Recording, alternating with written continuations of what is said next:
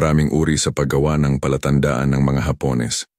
Merong inuukit, pinoporma, hinuhulma, o ginawa sa bato, kahoy, istruktura, o sa lugar mismo. Narito ang 7 na basehan sa pagpapatunay kung legit ba o gawang Hapones ang mga palatandaan sa isang bato. Una, inuukit o minarka sa hindi madaling mabuwal sa kinalalagyan nito, lumipas man ang panahon at kalamidad. Pangalawa, inukit o ginawa sa matitigas na tipo ng bato, kagaya ng basalt, granite o quartzite. Pangatlo, ang pagkagawa ay pulido at malinis na pagsilsil o ginamitan ng kemikal. Pangatlo, madaling makita sa kinalalagyan nila sapagkat medyo kalakihan o nangingibabaw. Panglima, inilagay o nasa mga kapansin-pansin na lugar o madaling matandaan na lokasyon.